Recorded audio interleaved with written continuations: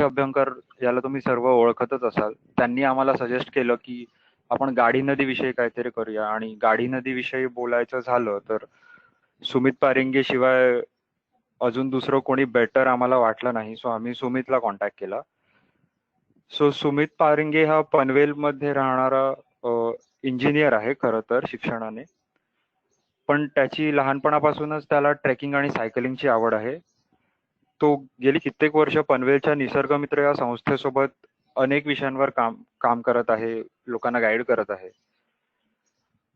आणि सध्या तो सेव्ह गाडी रिव्हर या प्रोजेक्टवर काम करत आहे. त्याचं काम हे मेनली प्लॅनिंग, रिसर्च आणि फिल्म मेकिंग या विषयावर आहे. सो मी सुमितला सांगतो जास्त वेळ न घालवता की आपण या सत्राला सुरुवात करूया. सुमित. यस. हॅलो एव्हरीवन, नमस्कार. सगळ्यांना माझा आवाज व्यवस्थित येत असेल अशी अपेक्षा करतो. तर मी आज तुमच्या समोर आहे ते एका नदी वाचवण्याच्या प्रवासाबद्दल बोलायला. निसर्गाबद्दल जाणीव असणाऱ्या काही माणसांनी एकत्र येऊन ही सुरू केलेली मोहीम आहे. हे खरं तर निसर्ग मित्र पनवेल मधल्या काही फाउंडर मेंबर्स पैकी एक आहेत, जे धनंजय मदन म्हणून आप्पा म्हणून ओळखले जातात. त्यांच्या डोळ्यातली ही मूळ कल्पना की गाडी नदी विषयी आपण काहीतरी भरीव करायला हवं. मुळात निसर्ग मित्र पनवेल ही संस्था गेली जवळपास 30-35 वर्ष पनवेलमध्ये निसर्गाविषयीची कामं खूप करत होती, म्हणजे किल्ले संवर्धन, ट्रेकिंग वगैरे. पण पनवेलच्या जवळपास असलेली नदी, गाडी नदी, ही इतकी प्रदूषित होऊन दुर्लक्षित राहिली गेली होती. आणि बऱ्याचदा नदीचा आपला संबंध तसा फारसा येत नाही शहर माणसा राहण्याचा. पण बऱ्याचदा त्या पुलांवरून जाताना नदीची अवस्था दिसायची, तिची बकाल होत चाललेली अवस्था किंवा तिचं गटात रूपांतर होत चाललेली अवस्था बघून मन विषण्ण व्हायचं. मग बोलण्यातून बऱ्याचदा यायचं की नदीविषयी काहीतरी करायला हवं. पण तो दिवस उजाडायला जवळपास 2019 एप्रिल महिना यावा लागला. एप्रिल महिन्यातला गुढीपाडवा होता. गुढीपाडव्याला ह्या प्रोजेक्टची गुढी उभारायची ठरली आणि मग निसर्ग मित्रामधले काही जण एकत्र येऊन नदीपात्रातनं चालत जाऊन आले. आणि त्या चालत जाऊन गेल्याने असं झालं की नदीची अवस्था फारच अपेक्षेपेक्षा जास्त बिकट आहे अशी लक्षात आली. मग याविषयी काहीतरी भरीव करायची गरज आहे आणि ते गेलं पाहिजे याकरता एक छोटासा ग्रुप तयार करण्यात आला. आणि अशा तऱ्हेने गाडी नदी वाचूया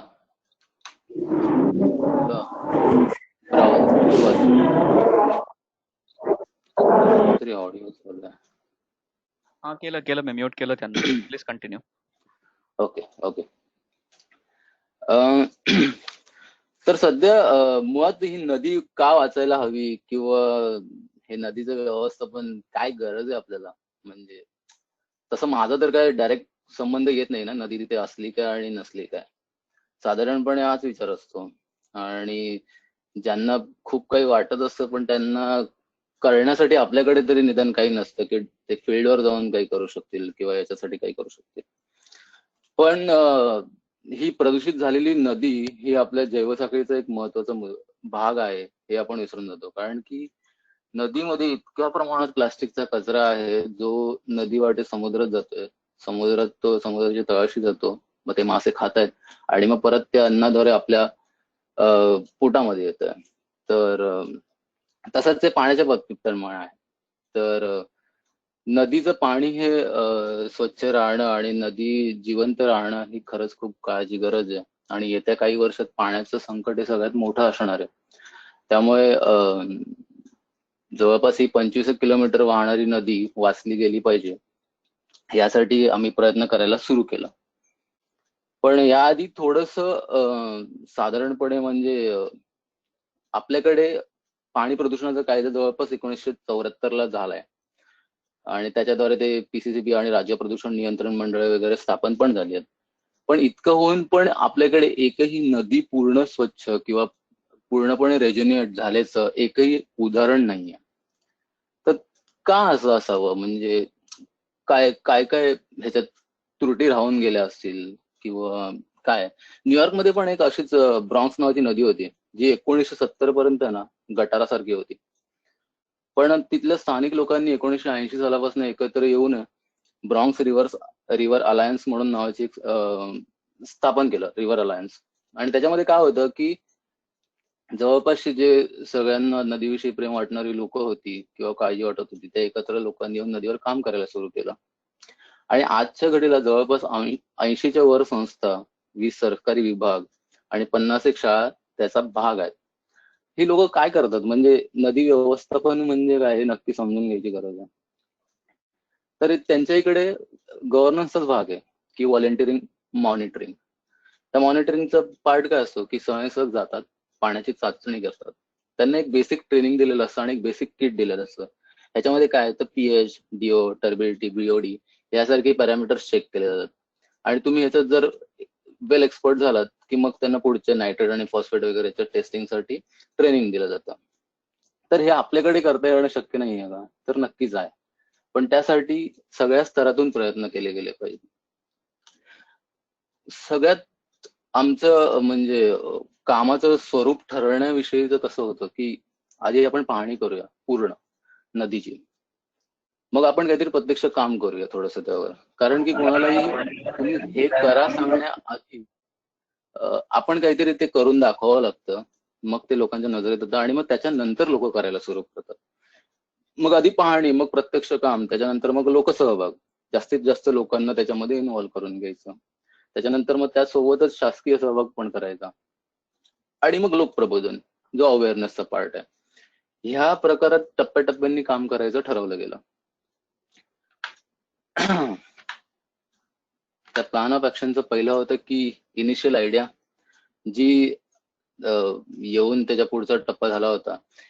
तर जे कसं करायचं काम ह्याच्याविषयी बऱ्याच लोकांचे वेगवेगळे मतं होती की आपण पाण्यातला कचरा उचलूया, आपण पाणी साफ करण्यासाठी प्रयत्न करूया. नदी बऱ्याच टप्प्यांमध्ये प्रदूषित झाली होती, तर त्याचं नेमकं वर्गीकरण करण्याची गरज होती. 25 किलोमीटर जरी फार मोठा टप्पा वाटत नसला तरी पण नदीच्या दृष्टीने तो खूपच मोठा आवाका होता. त्याच्यामुळे त्याला वेगवेगळ्या टप्प्यांमध्ये वर्गीकरण करण्याची गरज होती. या संदर्भात आम्ही एकदा अविनाश कुबल म्हणून आहेत, ज्यांनी मिठी नदी वाचवण्याच्या बाबतीतलं एक मोठं काम केलंय, त्यांची भेट घेतली आणि मग त्यांनी कशा तऱ्हेने प्रयत्न केले किंवा त्यांना कोणत्या अडचणी आल्या त्या समजून घ्यायचा प्रयत्न केला. आणि ह्या सगळ्या प्रकारात डॉक्युमेंटेशन किती महत्वाचं आहे ह्याची जाणीव आम्हाला झाली की प्रत्येक जागांवरचे दरवर्षीचे सॅम्पल्स घेणं, फोटो सॅम्पल्स घेणं आणि मग त्याच्यात कशा प्रकारे सुधारणा होती याचं अनालिसिस करणं, या सगळ्या गोष्टींचा लेखाजोखा मांडला. आणि मग त्याचा पुढचा टप्पा होता की सर्वे ऑफ रिव्हर, की सर्वे कसा करायचा आणि तो कोणत्या टप्प्यांमध्ये करायचा. तर ह्या मॅपमध्ये तुम्हाला साधारणपणे गाडी नदी, हे गाडेश्वर लेक जो दिसतोय ब्ल्यू कलरचा स्पॉट आहे, त्याच्या वरच्या बाजूला माथेरानच्या डोंगर रांगांमधनं ती उगम पावते आणि ती येऊन ते गाडेश्वरचं धरणापाशी धरण बांधलंय त्या नदीवर पुढे, त्याला देहरंगचं धरण सुद्धा म्हणतात. तर तिथून ती सुरू होते आणि त्याचा पहिला टप्पा येतो तो चिपळ्याच्या पुलाच्या इथे, त्याच्या वरती एक केवाळे म्हणून एक घाट आहे. त्या केवाळे घाटाजवळ एक मोठा संगम आहे. ते वरच्या बाजूस जे मोरबे डॅम दिसतोय, छोटा मोरबे डॅम येतो, तो चंदेरीच्या आणि तिथल्या डोंगर रांगांमधनं येणारं पाणी एकत्र येऊन त्याच्यावर तो धरण बांधलंय, छोटा आहे धरण.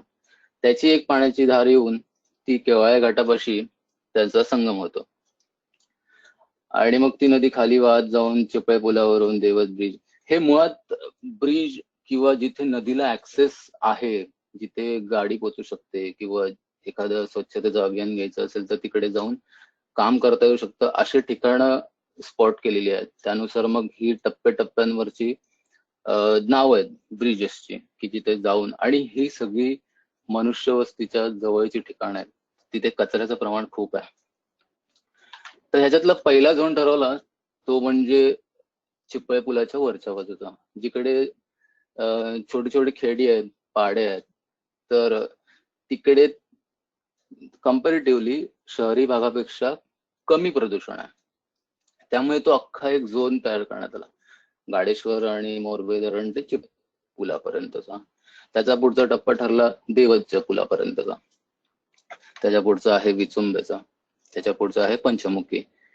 हा पंचमुखीचा पूल तोच आहे जो गोव्याकरता जाणाऱ्या हायवे वरून जो लागतो आपल्याला, जे गाडी नदी दिसते त्या टप्प्याचा. त्याच्या पुढचा आहे झोन 5वा. ह्याच्यामध्ये अजून एक धार जवळपास प्रबळगडाच्या इकडून येणाऱ्या डोंगररांगातून येणाऱ्या पाण्याची आहे, जी येऊन करंजड्याच्या इथे त्याचा संगम होतो आणि ती परत गाडी नदीचा विस्तार मोठा होतो. आणि त्याच्या पुढे आहे करंजाडे ते समुद्रापर्यंत. तिथून खरं म्हणजे पंचमुखी पासून हा खाडीचाच भाग आहे. खाडीचं पाणी जे मागे येतं ते जवळपास पंचमुखीच्या ब्रिज पर्यंत येतं. आणि त्याचे मग असे 6 झोन ठरवण्यात आले. मग एवढे झोन पडल्यानंतर त्यातलं आपण एक झोन घेऊया आणि त्याच्यात काहीतरी भरीव काम करूया आणि मग तोच एक पॅटर्न सारखा बनवून तो सगळीकडे इम्प्लिमेंट करायचा प्रयत्न करूया, असं ठरलं.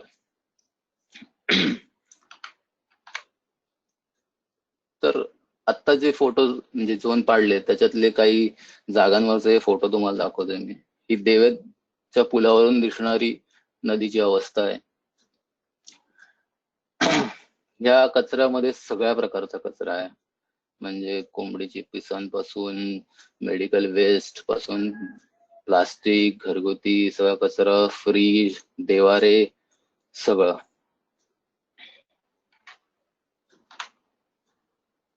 हा सुकापूरचा घाट आहे.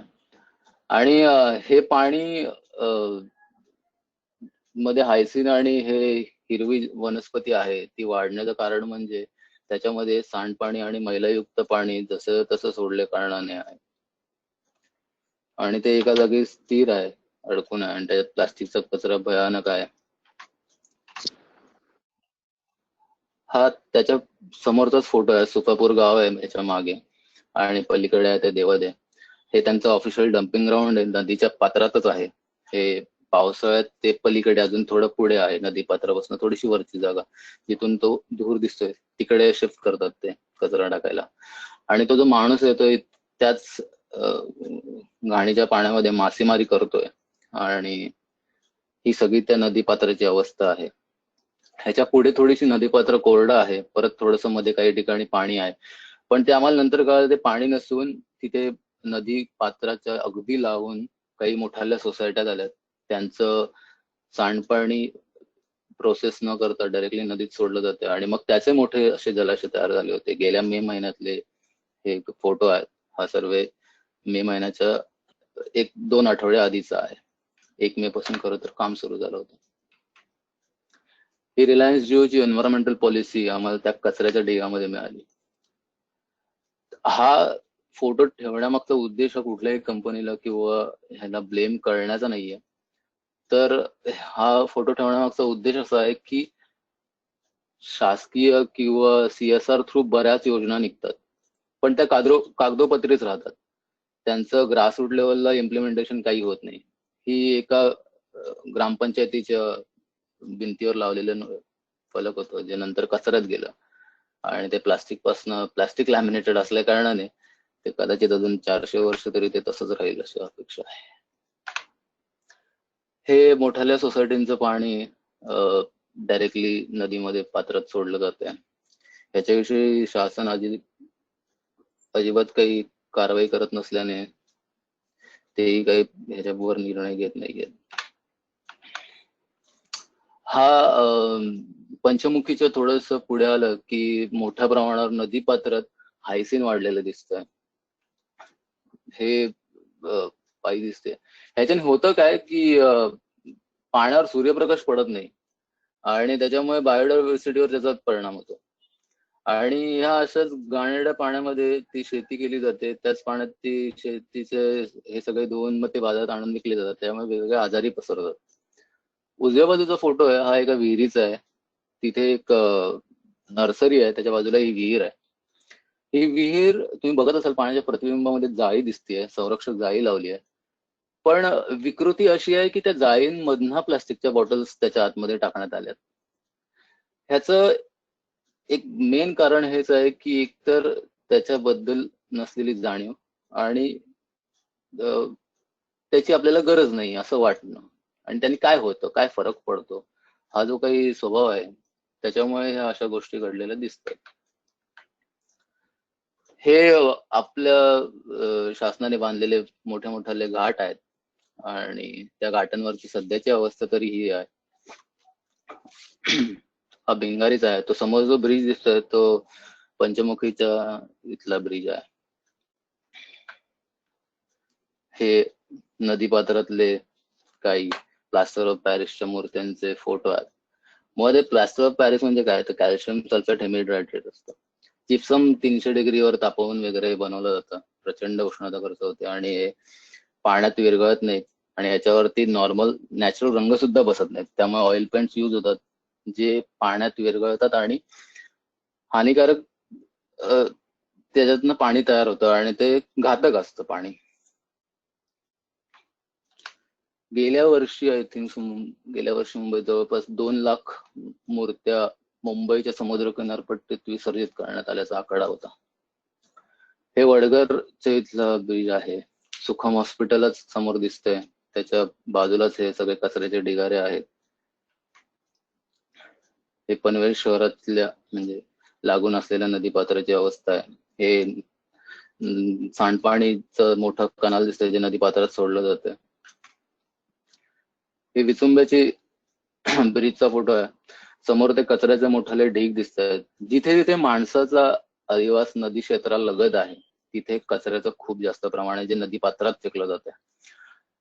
मुळात सध्याच्या शासकीय धोरणानुसार त्यांनी कचरापेट्या हा पूर्ण प्रकार काढून टाकलाय आणि वेळेवर घंटागाड्या येतात आणि त्या वेळेला फक्त तो कचरा टाकायचा असतो. पण तो कचरा तितका वेळ साठवून नको ठेवायला आणि आपल्या घरात तो कचरा नको म्हणून तो नदीपात्रात फेकला जातो. हा देवतचा फोटो जो आपण सुरुवातीला बघितला. इतकी माणसं रोज ह्या पुलावरनं जातात पण कोणालाही असं वाटत नाही की तो कचरा विरकावू देऊ नये. निर्माल्य देखील प्लास्टिकच्या पिशवीत बांधून फेकलं जातं. त्याच्यामुळे ते बरेच वर्ष पाण्यात तसंच राहतं किंवा प्राण्यांनी खाऊन त्यांना त्याची बाधा होते. हे केव्हा रिव्हर, इथे रिव्हर बेसिन पूर्ण रखरखीत आहे. हरिगरमचं पूल. तर सर्वे झाला होता, इनिशियल आयडिया झाली, सर्वे झाला होता आणि आता ह्याच्याविषयी काहीतरी करायची गरज होती. मग कसं करायचं, तर पहिलं आपण एक श्रमदान घेऊया ज्याच्यात आपण कचरा उचलून दाखवूया.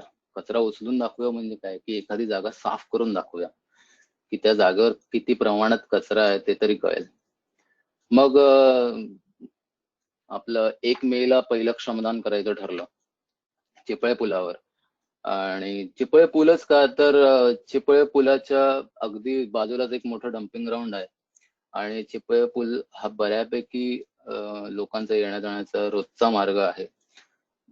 तर तिथे काम केलं तर ते जास्तीत जास्त लोकांपर्यंत पोहोचू शकेल आणि आपण नदी वाचवण्यासाठी काहीतरी प्रयत्न करतो हे जास्तीत जास्त लोकांना कळेल. हा त्यामागचा भाग होता. हा त्या दिवशीचा फोटो आहे. वरच्या फोटोमध्ये तुम्हाला दिसत असेल की त्या पाईपलाईन लगतच किती कचरा आहे. हा जवळपास एक 10 घंटागाड्या काढल्या आम्ही त्या तेवढ्याशा भागामधनं आणि तरी पण तो अगदी पूर्ण प्लास्टिक मुक्त नाही करू शकलो कारण की छोटे छोटे बरेच प्लास्टिकचे तुकडे त्यामध्ये होते. आणि ह्या कचऱ्यामध्ये सगळं होतं, म्हणजे देवाच्या मूर्त्या होत्या, देवारे होते, दारूच्या बाटल्या होत्या, काचेच्या बाटल्या होत्या, हेअर सलूनचा सगळा कचरा होता, मोठमोठ्या पोती होती ज्याच्यात सडलेलं अन्न होतं, सडलेलं कोंबडीचं मांस होतं ज्याला प्रचंड दुर्गंधी येत होती. असा सगळ्या तऱ्हेचा कचरा होता. आणि ह्यातली बरीचशी माणसं ही शहरात राहणारी किंवा जरी डोंगरात भटकत असली तरी पण कचऱ्याचा इतका जवळून संपर्क नसतील अशी होती. आणि मग ह्या सगळ्यांना ते इतकं जाणवलं की ही काहीतरी खरंच वाईट अवस्था आहे नदीची आणि मग आपण याविषयी काहीतरी करायला हवं. मग अशा तऱ्हेने हा लोक सहभागाकडे आमचं एक एक पाऊल पडायला सुरू झालं. जवळपास 50-56 लोक आली होती पहिल्या श्रमदानाला.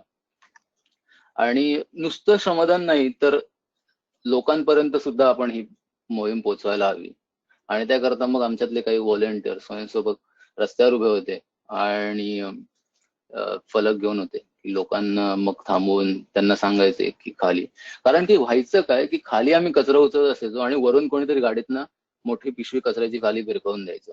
1-2 वेळा तर नारळ डोक्यात पडता पडता वाचले. पण त्याची गरज होती. आणि मेच्या रणरणत्या उन्हात सगळं काम सुरू होतं. 1 मेला सकाळी लवकर 7 वाजता काम सुरू झालं, ते दुपारपर्यंत चाललं. आणि 1 मेचं हे श्रमदान एकदम चांगल्या रीतीने पार पडलं होतं. लगेचच 1 मेला झालं, लगेच पुढच्या 5 मेला रविवार होता.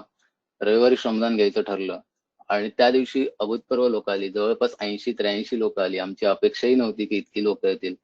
आम्ही परत एकदा चिपळी पुलावरच काम करायचं ठरवलं होतं. पण लोकांचा प्रतिसाद बघून आम्ही मग पुढची जी जागा मार्क करून ठेवल्या होत्या, अशा 3 जागा म्हणजे एकूण 4 जागांवर श्रमदान करायचं ठरलं. तर हरिग्रामचं बीज होतं. आता या नावं किंवा ही सगळ्यांना परिचित नसतील, पण तुम्ही फोटो बघाल ना तर त्या जागांवरती तुम्हाला अंदाज येईल की काय तऱ्हेचा कचरा होता आणि तो ज्या पद्धतीने यांनी साफ केलं सगळ्या व्हॉलंटिअरनी. याच्यामध्ये निसर्गमित्रचे लोक होते, लांबून लांबून लोक येत होते, म्हणजे कांदिवली, खारघर, CBD. आता प्रत्येकाचं नाव किंवा जागा मला आता ह्यावेळेस आठवणार नाही, पण बऱ्याच लोक लांबून लांबून येत होते आपुलकीने आणि उन्हात कसलंही संकोच न बाळगता काम करत होते आणि त्यामुळे लोकांना हुरूप येत होता. जवळपास 83 लोक आली होती आणि बराचसा कचरा काढला गेला त्या दिवशी.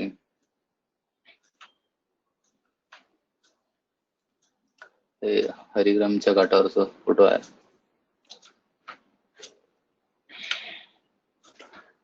आम्ही म्हटलं की आता दर रविवारी श्रमदान करायचं, जेवढे येतील तेवढे येतील.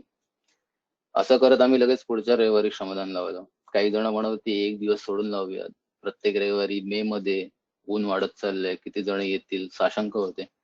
पण म्हटलं आपल्यातले जेवढे असतील तेवढे असतील, दोघं आपल्यातले असतील तरी ठीक आहे, अजून येणारे 3-4 जण जेवढे येतील तेवढे येतील, पण काम थांबायला नको. कारण की जून मध्ये पाऊस असणार होता, त्यामुळे जितकं शक्य होईल तितके दिवस युटिलाइज करणं गरजेचं होतं. त्यामुळे परत एकदा श्रमदान करायचं ठरलं. केवळ्या घाटावर श्रमदान झालं, 24 लोक आली, काम छान झालं. 19 मेला परत श्रमदान झालं, 34 लोक आली. चिपळ्या पुलावरच झालं. ही झाडाची अवस्था होती, पाण्याची लेवल किती वरपर्यंत जाते आणि मग प्लास्टिकचा कचरा जो झाडांमध्ये अडकून पडतो आणि मग ह्या झाडावरचा सगळा कचरा काढून त्याला झाडाला पूर्णपणे मोकळं करण्यात आलं. 5वं श्रमदान 26 मेला झालं. हे मे मधलं शेवटचं श्रमदान होतं. गणेश घाटावर झालं.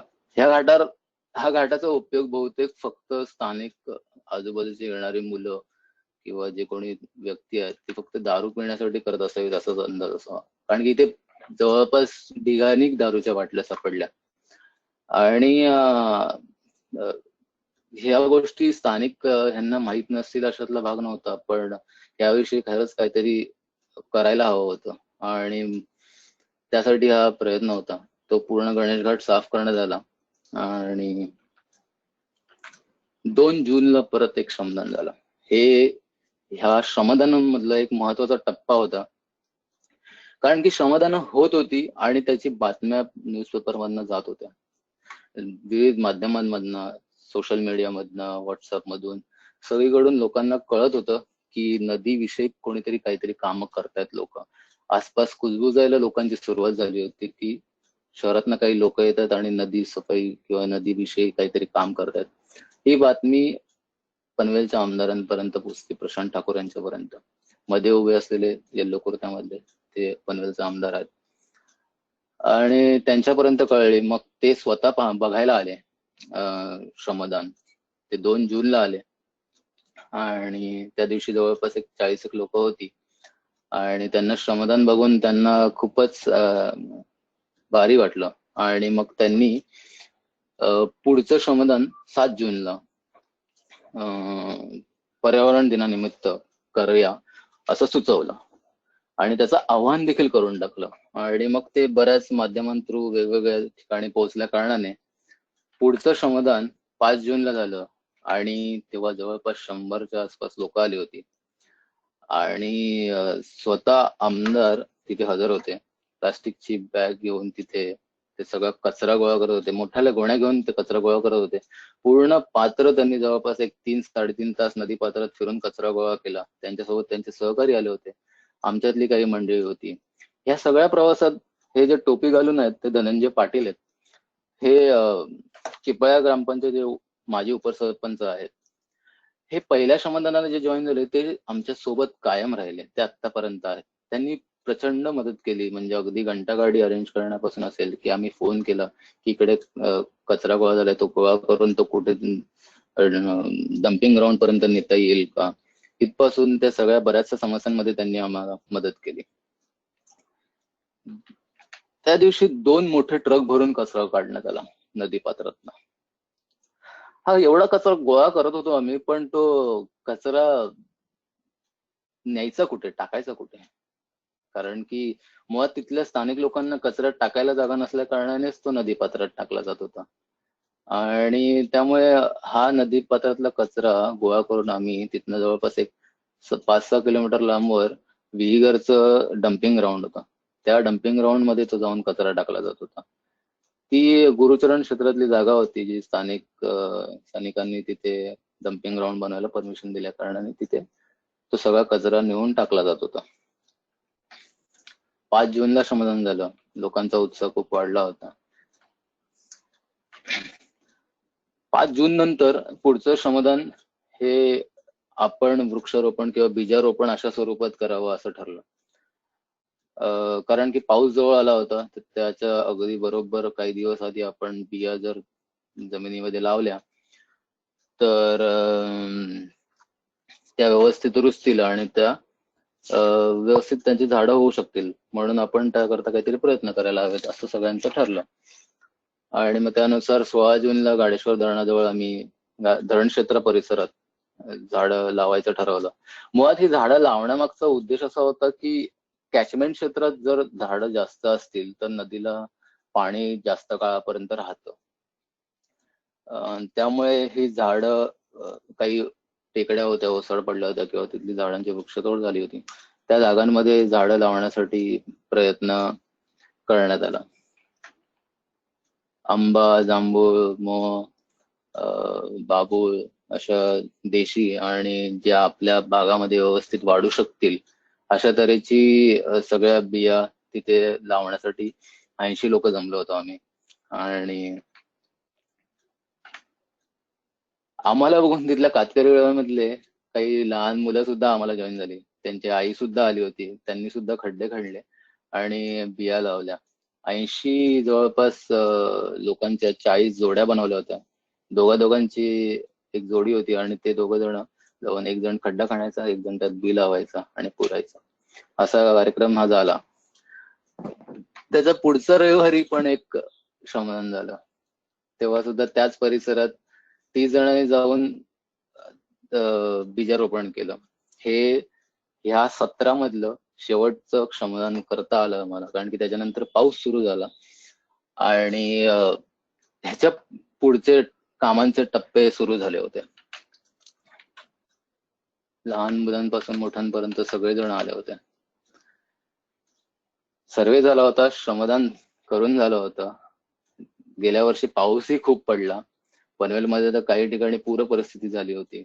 या बॅनरच्या फोटोमध्ये जो मी माझा स्वतःचा फोटो टाकला होता, अगदी छातीपर्यंत काही ठिकाणी पाणी आलं होतं पनवेलमध्ये. तर ह्यासाठी आम्हाला एक लक्षात आलं होतं की आपण प्रयत्न करतोय एक संस्था म्हणून किंवा लोकसहभाग, पण ह्याला सगळ्याला मर्यादा येत होत्या. बरीचशी कामं जाऊन एका ठिकाणी जाऊन ती थांबत होती. म्हणजे काय की कचरा गोळा करत होतो, पण ते नेण्यासाठी घंटागाड्या लागत होत्या आणि त्या अरेंज करणं किंवा त्यांचा खर्च उभा करणं, कारण की हे अगदी बिना मोबदला कोणाकडनंही काही पैसे न घेता सगळं काम सुरू होतं. स्वतःच्या खिशातून पैसे खर्च करत होता तो जण, प्रत्येक जणी जो कोणी येत होता तो. त्यामुळे ह्या सगळ्या गोष्टी उभ्या करणं एक मोठं चॅलेंज बनून बसलं, कारण की याच्यातले भरीव असं काहीतरी बदल करण्यासाठी काहीतरी प्रयत्न केले गेले पाहिजेत, हे आम्हाला लक्षात आलं होतं. मग घंटागाडीचा प्रश्न होता किंवा डम्पिंग ग्राउंड, किंवा बऱ्याचशा गावांना कचरा कुंड्याच नव्हत्या, बऱ्याचशा गावात कचऱ्याचं काहीच व्यवस्थापन नव्हतं. मग आम्ही काही मुद्दे ठरवले की आपल्याला काय काय हवंय नक्की या पहिल्या टप्प्यामधल्या ह्या सुरुवातीच्या सेशनमध्ये. मग काही ठिकाणी पुलांवर निर्माल्य कलश हवे होते, काही गावांमध्ये मोठाल्या कचरा कुंड्या हव्या होत्या, काही गावांना घंटागाडी हवे होते. म्हणजे त्या गावांमध्ये कचरा उचलण्यासाठी काही व्यवस्थाच नव्हती. तो गावातला जो कचरा होता, म्हणजे एक छोटं उदाहरण देतो की आम्ही हरिग्रामच्या सरपंचांना भेटण्याकरता गेलो होतो. तर गावात सरपंचांचं घर खूपच छान अशा बिल्डिंग मध्ये होतं. ती एक छान सोसायटी होती आणि मोठं कंपाऊंड त्याला, आणि आतमध्ये गार्डन वगैरे मेंटेन केलेलं होतं. आतमध्ये जाऊन त्या स्वतः काही कामात बिझी होत्या, तर त्यांचे मिस्टर येऊन आम्हाला भेटले. ते म्हटले की आज नाही भेटणार, पण तुम्ही काही दिवसांनी या. मग आम्ही खाली आलो आणि त्या वॉचमनला विचारलं की इथे तुम्ही कचरा कुठे टाकता? तर ते म्हणे की हे मोठाले डस्टबिन आहेत, त्याच्यात गोळा होतो. नाही, पण हा गोळा झालेला कचरा काय करता? तर म्हणे की काय नाही, ते पलीकडे कंपाऊंडच्या पलीकडे टाकून देतो. मग आम्ही बाजूनी बघायला गेलो तर त्या कंपाऊंडच्या तिन्ही बाजूनी कचऱ्याचे ढीग होते. म्हणजे काय, तर गावात जो तयार होणारा कचरा ग्रामस्थ होते ते नदी पात्रात नेऊन टाकत होते, आणि सोसायटीज मधला सगळा कचरा होता तो त्या कंपाऊंडच्या पलीकडे नेऊन ते टाकत होते. आणि ह्याच्यात कोणालाच काही गैर वाटत नव्हतं, म्हणजे चुकीचं वाटत नव्हतं. नदी माता वगैरे म्हणतो वगैरे ते सगळं काही पुराणात. त्यामुळे हे बघून आम्ही हादरलो होतो खरं म्हणजे, तर की ह्याच्यासाठी काहीतरी करायला हवं. आणि मग त्यातले हरिग्राम आणि केवळ या दोघांना डम्पिंग ग्राउंड पण नव्हतं आणि घंटागाडी पण नव्हती. ह्यासाठी काहीतरी प्रयत्न करूया. आणि जो श्रमदानांमध्ये आमदारांचा सहभाग झाला होता त्याचा पाठपुरावा करत राहायचं, त्यांच्या मागे लागायचं की ह्याविषयी काहीतरी करा, ह्याविषयी करा. कारण की काही वर्षांपूर्वी आमदारांनी नदी वाचवासाठी काहीतरी मोहीम सुरू केली आणि ती मध्येच बारगळली होती. त्यामुळे त्याच्यात असं भरीव काही झालं नव्हतं. तर त्यांच्या मागे सतत आम्ही लागलो होतो की प्रयत्न करूया. मग त्यांनी म्हटलं की हे माझ्या अखत्यारीत नाहीये, गट विकास अधिकारी असतात, त्यांच्या अधिकार क्षेत्राखाली येतं.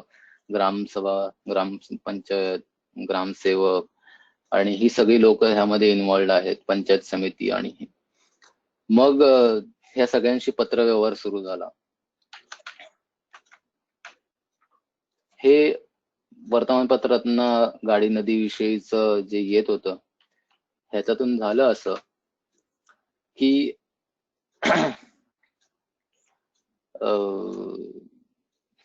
पावसाळी अधिवेशनात आमदारांनी हा प्रश्न उभा केला आणि त्याविषयी पंकजा मुंडेंनी, ग्रामविकास अधिकाऱ्यांनी, त्याला दुजोराही दिला. आणि 2019 आणि 2020 मध्ये त्याविषयी काहीतरी भरीव काम करणार असं आश्वासन दिलंय.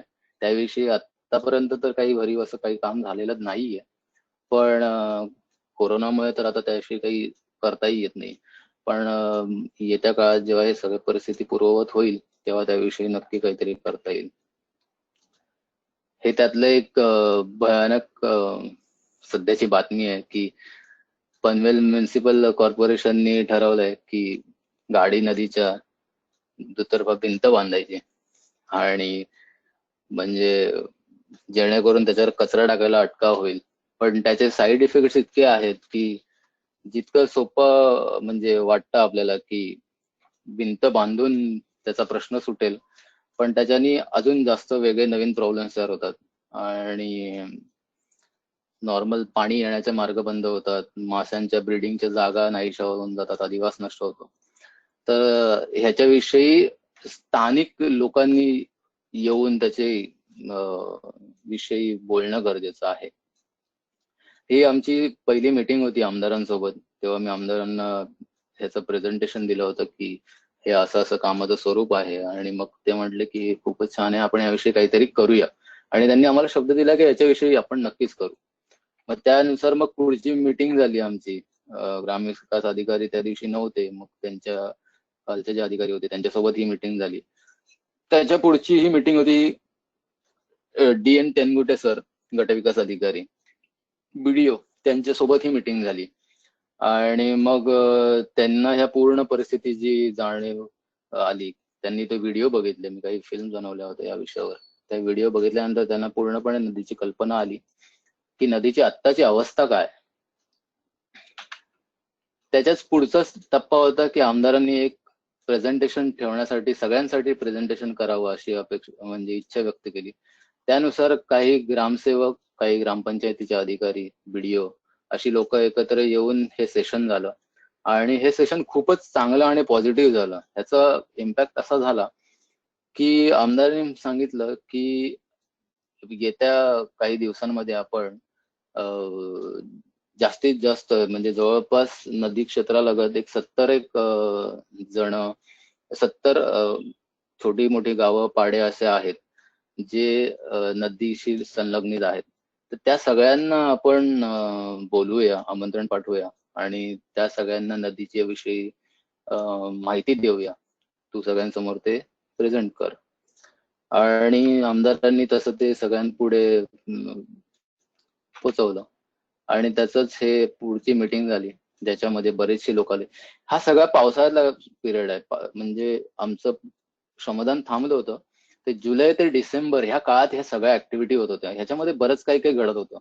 म्हणजे जास्तीत जास्त लोकांपर्यंत पोहोचणं, जवळच्या ग्रामस्थांपर्यंत भेटणं, कीर्तनकारांना भेटणं, नानासाहेब धर्माधिकाऱ्यांपर्यंत हा विषय पोहोचवणं जेणेकरून समाज प्रबोधन करता येईल का नदीविषयी, किंवा आपल्या ज्या धार्मिक विधींमध्ये जे आपण जे काही डिस्पोजेबल वेस्ट तयार होतो तो प्लास्टिक मध्ये गुंडवून न टाकता नॉर्मल मागच्या दारात किंवा ज्या कुजणाऱ्या किंवा डिग्रेडेबल गोष्टी आहेत बायोडिग्रेडेबल त्या कशा हे करता येतील त्याविषयी प्रयत्न सुरू होते. वेगवेगळ्या मार्गातून कचरा कसा तो व्यवस्थित ठिकाणी पोहोचेल याच्याविषयी प्रयत्न सुरू होते. ह्याच प्रयत्नांमधनं पहिलं 21 डिसेंबरला ह्या मोहिमेतलं पहिलं यश म्हणजे आमदार प्रशांत ठाकूर यांनी पहिला निर्माल्य कलश स्वखर्चाने नदी पात्राच्या समोर लावला, तो पण चिपळे पुलासमोरच. हा जो मागे दिसतोय तो चिपळ्याचा घाट आहे आणि हा निर्माल्य कलश लावला. हे ह्याच्यातलं पहिलं यश होतं. अगदी छोटं होतं पण आमच्यासाठी खूप खूप महत्वाचं होतं, कारण की वर्षभराच्या आत काहीतरी आपण एक छोटस का नाही होय पण काम करू शकलो याचा आनंद होता. आणि ह्याच्यामुळे झालं असं की आम्ही आमदारांना फक्त एवढं सांगितलं होतं की तुम्ही फक्त एक निर्माल्य कलश लावा, तिथे लोक कचरा टाकायला सुरू करतील आणि हे प्रतीक असेल की निर्माल्य कलश लावला की इतका कचरा तिथे नदीपात्रात पडण्यापासून आपण वाचवू शकतो. तुम्ही असं केलं तर मग पुढे आपण ग्रामपंचायतींना त्यांच्या निधीतना ते काम करायला सांगू शकतो, म्हणजे जेणेकरून त्याला किती खर्च येतो हे साधारणपणे कळेल आपल्याला. तुमच्या माहितीसाठी की ह्या निर्माल्य कलश बसवायला जवळपास 30,000 रुपये खर्च येतो. हा मोठ्या साईजचा निर्माल्य कलश आहे. लोकांनी निर्माल्य कलश मध्ये कचरा टाकायला सुरू केला. बऱ्याच जणांनी सॉरी बऱ्याच जणांनी प्लास्टिकच्या पिशव्यांसकट निर्माल्य कलश मध्ये टाकलं होतं. पण आमच्यासाठी जमेची बाजू हीच होती की एवढा कचरा, आणि हे एका दिवसात भरलेला आहे, दर दिवशी निर्माल्य कलश भरत होता. पण निर्माल्य कलश भरला पण निर्माल्य कलश रिकामा करण्यासाठी काही योजना झाली नव्हती. म्हणजे घंटागाडीला सांगितलं गेलं होतं पण ते फक्त आपण सांगितलं म्हणून येत होतं, त्याचं ते कामाचं क्षेत्र नव्हतं. तर त्याकरता आम्हाला नेहमी धनंजय पाटलांना फोन करावा लागायचा. मग ते त्यांच्या ओळखीतली घंटागाडी पाठवायची आणि मग तो कचरा उचलून डम्पिंग ग्राउंडवर जात होता. पण काम संपलं होतं का इथे निर्माल्य कलश बसवल्यानंतरच? तर नव्हतं. कारण की निर्माल्य कलश बसवला आणि त्याच्या समोरचं हे चित्र आहे.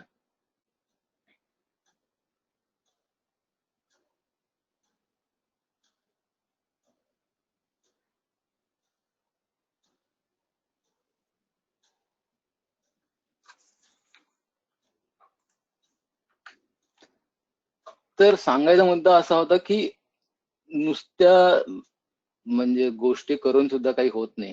म्हणजे त्या कचरा पडायचा थांबलाय खरा, पण ती जी जाणीव आहे की जो कचरा आहे तो कचरा कुंडीत किंवा निर्माल्य कलशामध्ये टाकायला हवा, जे अवेअरनेस आहे की नदीमध्ये जो कचरा सोडतो तर पुढे काय होतं ते कळत नसतं आणि त्याचे किती गांभीर्याने परिणाम पुढे होतील किंवा पुढच्या पिढींना ते मोजावे लागतील. आपण कदाचित आता जे आहेत ते रिसोर्सेस वापरून मोकळे हो, पण पुढच्या पिढ्या कदाचित त्याचे परिणाम नक्की भोगतील. तर ते कळायला हवं होतं.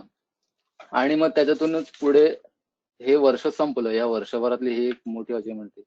त्याच्या पुढचं लगेच 5 जानेवारीला परत श्रमदान करायचं ठरलं. पण 5 जानेवारीला बऱ्यापैकी पाणी होते नदीपात्रात, पण कचरा बराच कडेला असल्या कारणाने त्या पुलावर उभं राहून तो छोट्या छोट्या याच्यावर जमा करून तो कचरा बाहेर काढण्यात आला पहिला. कारण की ओला कचरा वजन खूप असतं, तर तो सुकवण्यात आला आणि मग नंतर तो डम्पिंग ग्राउंडला नेण्यात आला. ही फेब्रुवारी महिन्यातली नदीची अवस्था आहे. नदीपात्रात पाणी आहे, फेब्रुवारी आहे तरी पण. आणि काही बायका तिथे पाण्यावर कपडे धुत आहेत, स्थानिक आहेत. हे केवळच्या घाटावरचा हा फोटो आहे.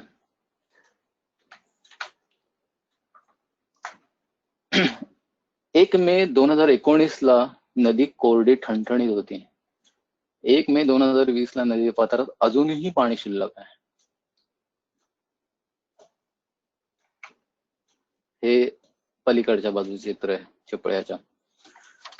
तर हा आजच्या या मे महिन्यापर्यंतचा टप्पा असा होता की 1 मे पासून ते मे महिन्यात जवळपास 5 श्रमदानं, मग जुलै महिन्यात वृक्षारोपण, बीजारोपण, त्याच्यानंतर ऑगस्ट पासून जवळपास डिसेंबर पर्यंत आमदार, गटविकास अधिकारी, वृत्तपत्रातल्या बातम्या, धरण क्षेत्रातली झाडं पाहून येणं, किंवा अगदी पर्यावरण मंत्री आदित्य ठाकरे यांच्यापर्यंत ह्या प्रकल्पाची माहिती देणं, त्यांना पत्रव्यवहार करणं, ह्या सगळ्या गोष्टी होत होत्या.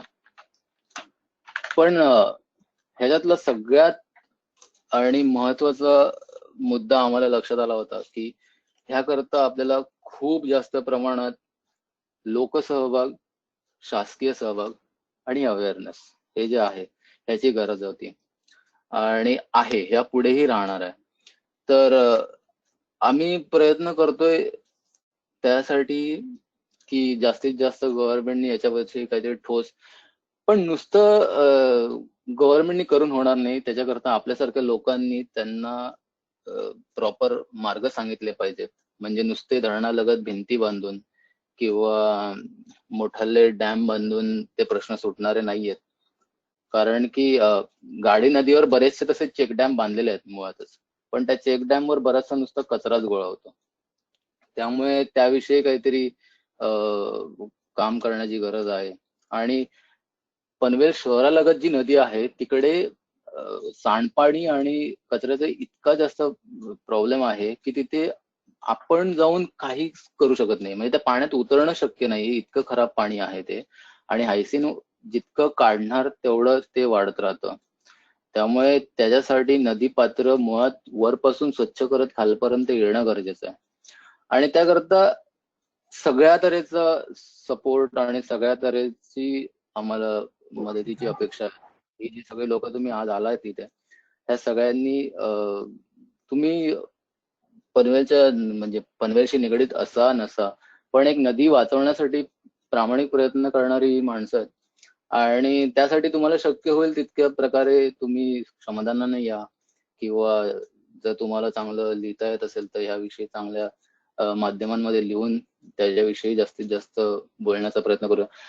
एक नदी स्वच्छ किंवा नदी शुद्धीकरण करण्याची एक यशोगाथा करावी असं आम्हाला नक्की वाटतंय.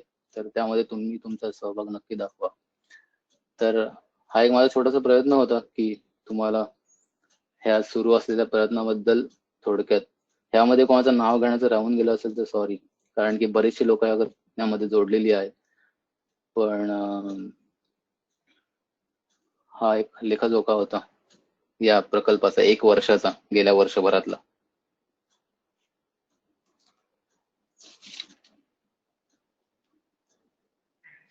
कोणाला काही प्रश्न असतील तर ते अनम्यूट करून विचारू शकतात किंवा ते चॅट बॉक्स मध्ये लिहू शकतात.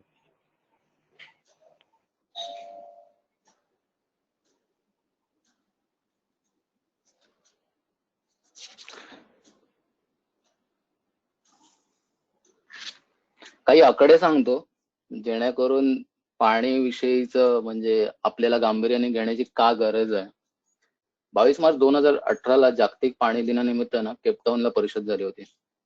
तिथे असं भाकीत केलंय की 2040 पर्यंत भारतात पिण्यालायक पाणी शिल्लक उरणार नाहीये. आपल्याकडे जवळपास 279 नद्या आहेत. त्यातल्या 49 नद्या प्रदूषित फक्त महाराष्ट्रात आहेत.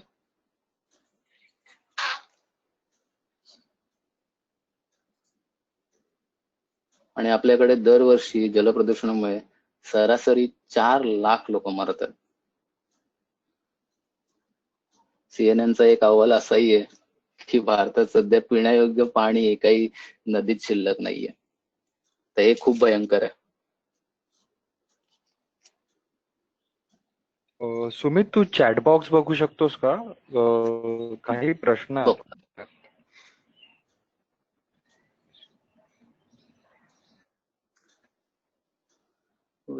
ओके, निखिल बाबा, आधीपासून अवेअरनेस केला असता तर काही फरक पडला असता असं वाटतं का? आधीपासून अवेअरनेस, मुळात अवेअरनेस आपण आधीपासून करण्याच्या विषयीच मुळात आपण सध्या ना कचरा निर्मितीच इतकी करतोय. दैनंदिन जीवनात प्लास्टिक हा अविभाज्य घटक होऊन बसलाय आपल्या. आणि सध्याच्या लाईफस्टाईल मध्ये असं झालंय की एखादी गोष्ट वापरण्यायोग्य राहिली नाही म्हणून आपण तिला कचरा म्हणायचो आधी. पण ही झाली जुनी व्याख्या. आता एखाद्याला एखादी वस्तू चांगली चालत असली आणि ती काही कारणाने त्याला वापरावीशी वाटेनाशी झाली तरी तो त्याच्या दृष्टीने कचरा होतो. आणि आता जे न्यूलिबरल धोरण जे आपण जेव्हापासून स्वीकारलंय तेव्हापासून जे चंगळवाद जो सगळा सुरू झालाय त्याच्यामुळे प्रचंड कचरा निर्माण होतोय. तर मुळात हे सगळ्याच्या मागे आहे ना जो कचरा तयार होतोय तो कमी, कचरा निर्मितीची शून्याकडे जाण्याची गरज आहे. तो कसा करता येईल ह्याच्याविषयी प्रयत्न करायला हवेत. पण त्याकरता पर्यायी मार्ग शोधले गेले पाहिजेत. कारण की सध्या अवेअरनेस नदीविषयीचा आधीपासून मुळात जाणीवा सगळ्यांना होत्या, पण परिस्थिती इथपर्यंत आपल्या गळ्यापाशी येऊन पोहोचल्याची जाणीव गेल्या काही वर्षात झाली आहे. त्यामुळे त्याचा खांब आता सुरू केलाय. How do you manage your, Sanjay Kale. Expenses आम्ही आमच्या स्वखर्चाने हे सगळे एक्सपेन्सेस करत होतो. निसर्ग मित्र संस्थेत जे कोणी माणसं आहेत जी येतात ते एक्सपेन्सेस मुळात कसे होते की तिथे येण्या जाण्याचा खर्च स्वतःचा होता. नाश्ता स्वतःचा स्वतः करत होते लोक. आणि कचरा गाडी, घंटा गाडी आम्हाला स्थानिक जे होते त्यांच्याकडून मिळत होती. ट्री प्लांटेशन मधली किती झाडे सवायू झाली. ट्री प्लांटेशन म्हणजे मोठ्याला ट्री नाही प्लांटेशन करण्यात आले, बीजारोपण झालं होतं. त्याच्यानंतर 2-3 वेळा टीम जाऊन त्या जागेवर बघून आले होते. त्यातली काही झाडं छान वाढली होती. पण ती झाडं वाढल्यानंतर, थोडी वाढल्यानंतर पण ती गुरांपासून वाचण्याकरता त्याच्याकरता फेन्सिंग आणि हे करण्याचं गरजेचं आहे. पण आत्ताच्या ह्या सीझन मध्ये काम करताना कोरोनाच्यामुळे ते काही काम करणं शक्य झालेलं नाहीये.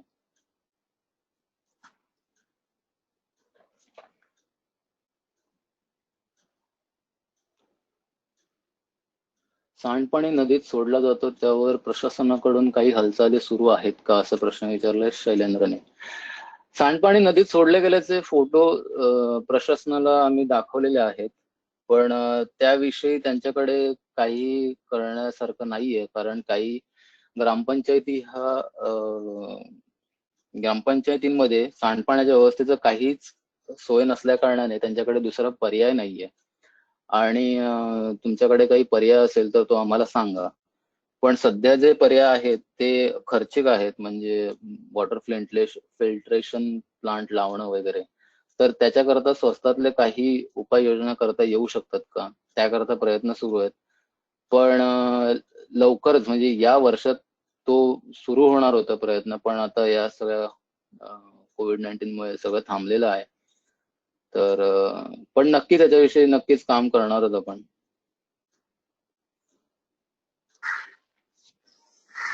सांडपाणी प्रक्रिया करून सोडणं गरजेचं आहे. त्याविषयी जो काही खर्च येतो तो आपण प्रायव्हेट कंपन्यांना जो CSR निधी द्यायचा असतो, जो मॅन्डेटरी आहे, त्यातून काही अंश आपण तो मिळवू शकतो. तशा पद्धतीने म्हणजे हा एक अंशतः सोर्स म्हणून त्याकडे बघता येईल. सीएसआर मधनं फंड मिळवण्याची प्रोसेस जेवढी सोपी वाटते तेवढी सोपी नाहीये, पण प्रयत्न सुरू आहे. सध्या सीएसआर मधनं कचरा प्रोसेसिंग युनिट काही ग्रामपंचायतींना अलॉट झालेले आहेत, तर ते एक चांगली जमेची गोष्ट आहे. सांडपाणी प्रोसेस करण्याकरता अजून तरी कोणत्या गावाला किंवा नदीलगतच्या ग्रामपंचायतीला त्याकरता सीएसआर थ्रू मदत नाही मिळाली आहे, पण आपण ह्याचा प्रोजेक्ट तयार करून सीएसआर थ्रू मदत मिळवण्याचा पण नक्की प्रयत्न करतोय.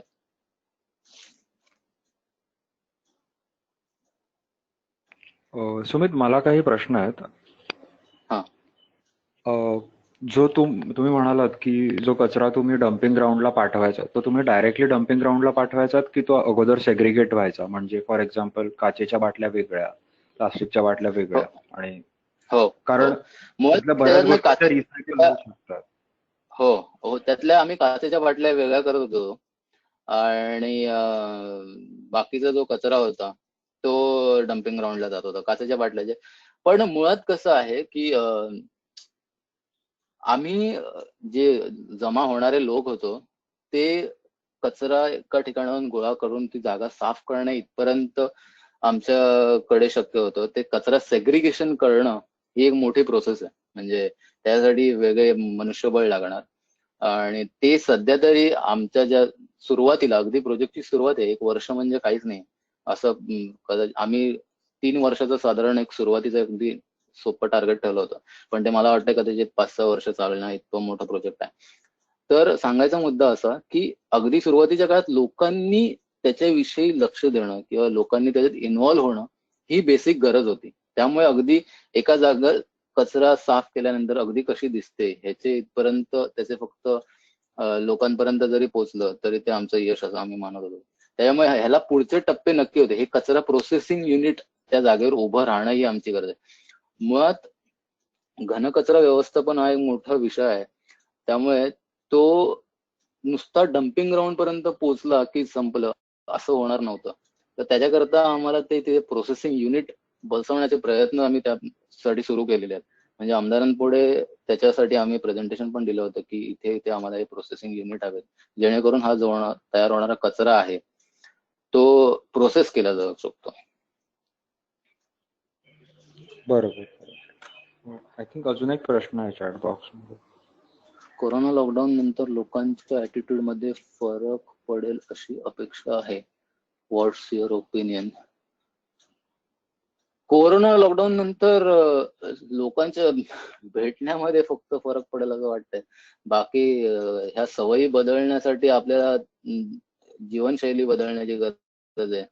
आणि सध्याचं ऍडव्हर्टायझिंगचं युग असं आहे की इतक्या ऍड्स आपल्यावर भडीमार केला जातो की तुम्ही सतत काही ना काही गोष्टी खरेदी करता. मुळात आत्ताचं प्रॉब्लेम असा आहे की ज्या वस्तू आपल्याकडे ज्या बनवल्या जातात ना त्या मुळात टिकाऊ बनवल्याच नाही जात. त्या अशाच बनवल्या जातात की त्या 1 वर्षभरात वगैरे त्या खराब व्हायला हव्यात, किंवा जर त्या वर्षभरात खराब झाल्या आणि त्याचा रिपेअरचा खर्च त्याच्या नवीन वस्तूच्या पेक्षा महाग पडावा इतकं काहीतरी ते असं काहीतरी करतात. त्याच्यामुळे जोपर्यंत ह्या सिस्टीम मध्येच म्हणजे नवीन वस्तू खर्च करायला रिसोर्सेस केवढे खर्च होतात ह्याची जाणीव आपल्याला कदाचित नसते. त्याच्यामुळे कचरा निर्मिती जोपर्यंत कमी होत नाही तोपर्यंत काही होऊ शकत नाही.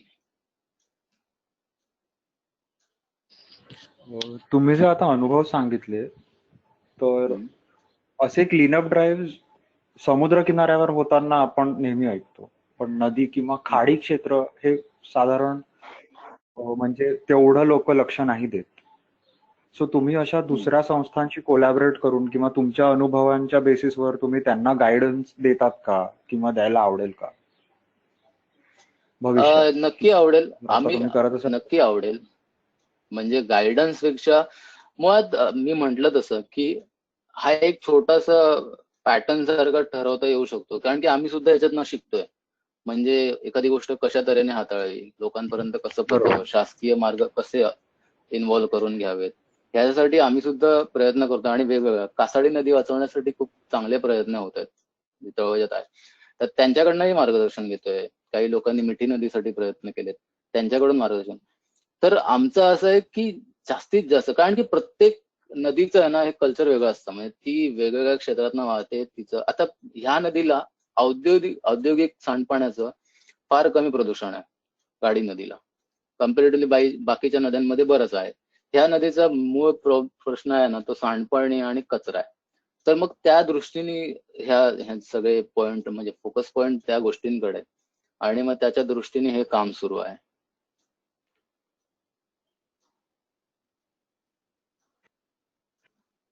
अच्छा. अं, अजून सुमित, तुम्ही जे काम केलं आहे त्यामध्ये ते म्हणजे करत असताना किंवा सुरू करण्या अगोदर तुम्हाला कुठली परमिशन किंवा कुठे एखादी इन्फॉर्मेशन म्हणून काही सांगावं लागेल का? फॉर एक्झाम्पल पोलीस स्टेशन असेल किंवा इरिगेशन डिपार्टमेंट असेल वगैरे वगैरे. हो, म्हणजे आम्ही हे समाधान करण्यापूर्वी प्रत्येक ग्रामपंचायतीला, सरपंचाला पत्र लिहून देत होतो, आमदारांना कळवत होतो की अशा अशा तऱ्हेचं समाधान आहे, हे असं असं आम्ही करू इच्छित आहे, ह्याच्याविषयी तुमचं काही मत असल्यास कळवा म्हणून. तर आणि ह्याच्यात कोणतंही म्हणजे एकतर ही खूप मोठाली कामं आहेत. म्हणजे अख्खं नदीपात्र स्वच्छ करायचं ठरवलं तर ते खूप मोठं काम आहे. आणि किंवा हायसीन वाढण्यासाठी ते सांडपाणी पाण्यात जाण्यापासून थांबवण्याचं काम हे मोठं आहे. तर त्याकरता सरकारी पत्रव्यवहार होणं आणि त्यांच्यापर्यंत पोहोचणं खूप गरजेचं आहे. तर आम्ही इनिशियल स्टेजला प्रत्येक काम करण्यापूर्वी त्यांच्यापर्यंत पोहोचतो, त्यांना पत्रव्यवहार करतो, त्यांच्यापर्यंत पोचपावती घेतोय सध्या तरी प्रत्येक कामाची, जेणेकरून त्याचा रेकॉर्ड आणि काहीतरी नोंदी राहतील म्हणून. ओके. आणि तुम्ही हे एवढं चांगलं काम करताच आहात, तर ह्या पुढेही काम करत राहाल, त्याबद्दल शुभेच्छा, धन्यवाद. परंतु जर आम्हाला यापैकी पार्टिसिपंट्सलाही तुम्हाला जर संपर्क करायचा असेल किंवा आमचं त्याच्यामध्ये फुल ना फुलाची पाकळी म्हणून जरी काही आम्हाला जर त्यात योगदान द्यायचं असेल तर काय पद्धती आहेत किंवा तुम्हाला कॉन्टॅक्ट कसा करायचा वगैरे बद्दल जरा सांगा. निसर्ग मित्र पनवेल म्हणून एक वेबसाईट आहे. ही नॉन प्रॉफिट ऑर्गनायझेशन आहे. इथे ही सगळी लोक एकत्र असतात. तर इथे ह्याची वेबसाईटवर पुढच्या गाडी नदीचं जे काही असेल, श्रमदान असेल किंवा मीटिंग असेल किंवा काय त्याविषयी एक माहिती पडेल. म्हणजे मेसेज येईल किंवा जर तुम्ही ती चेक केलीत किंवा त्याचं सबस्क्रिप्शन घेऊन ठेवलं तर त्याचं नोटिफिकेशन नक्की तुम्हाला येईल की गाडी नदी विषयी आता पुढचं हे काम सुरू होतंय म्हणून.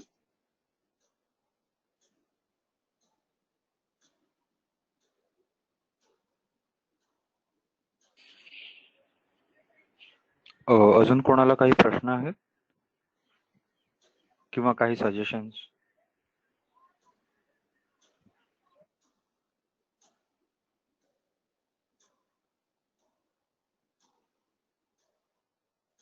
याच्या पुढची एक स्टेप कदाचित अशी असू शकेल की नदी एक स्वच्छ तर झाली, ह्याच्या पुढची एक स्टेप अशी असू शकेल की त्यामध्ये एक कोम्बिंग म्हणून एक ऑपरेशन असतं. म्हणजे लिटरली ती नदी पात्र असतं ते ट्रॅक्टरनी नांगरून काढायचं. म्हणजे शेतात जसं नांगर फिरवतात तसं ते कोम्बिंग करतात. ते ज्याचा उपयोग हा पर्कोलेट होण्याशी होतो आणि मग ग्राउंड वॉटर टेबल वाढतं.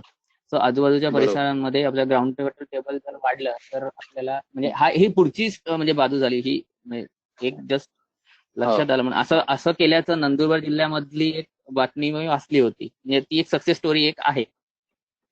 बरोबर. पण हे सगळे रिज्युनेशन मध्ये पार्ट आहेत. रिज्युनेशनचे म्हणजे सब पार्ट आहेत की रिज्युनेशन मध्ये काय काय करता येऊ शकतं.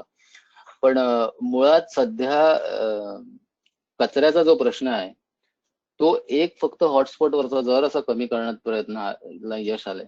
अजून असे हॉटस्पॉट बरेच आहेत नदी क्षेत्रात. तर त्याविषयीचं पॅरलल काम सुरू करून, कारण की काय होईल की एक काम घेऊन ते अर्धवट थोडंसं सोडून परत अजून एक नवीन काम सुरू करून मग हे सगळं थोडं थोडं होत राहतं. मग त्यात पूर्णपणे करण्यात कितपत यश येईल माहित नाही. त्यामुळे हे एक आधी सुरुवातीचा जो कचरा हा जो प्रश्न आम्ही घेतलाय, तर कारण की आम्ही मुळात पहिले कचरा, मग सांडपाणी आणि मग त्याच्यानंतर रिज्युनेशन हे टप्पे ठेवले. तर कचरा पडणं हा जोपर्यंत कमी होत नाही तोपर्यंत पुढच्या टप्प्याला हात घालायचा नाही. किंवा कचरा आणि सांडपाणी कदाचित एकत्र करता येण्यासारख्या गोष्टी आहेत त्या, आणि मग त्याच्यानंतर रिज्युनेशन म्हणजे नदी पूर्ववत स्थितीला, नदीला बारमाही पाणी कसं राहील, किंवा नदीच्या लगत काही छान गार्डन किंवा बसण्या जागा किंवा लहान, आत्ता नदी पात्रात तुम्ही उतरूही शकत नाही, इतक्या फुटलेल्या काचांच्या बाटल्यांच्या काचा आहेत. आणि मी स्वतः कधी पावसात त्या नदी पाण्यात उतरणार नाही, अशी अवस्था आहे त्या नदीची. त्यामुळे ते पूर्वीसारखं नदी पात्रात मनमोकळं पाण्यात खेळता यावं इथपर्यंत नदीची अवस्था चांगली करण्याचा मानस सगळ्यांचा आहे. तर त्यातलं इनिशियल स्टेप हे आहेत की कचरा पडण्यापासून थांबवणं आणि सांडपाणी नदीच्या पाण्यात कसं नाही जाणार, हे इनिशियल स्टेप आहेत. तुम्ही म्हणताय तसं ते पुढच्या टप्प्यामध्ये नक्की आपण काम करायला घेऊ शकतो.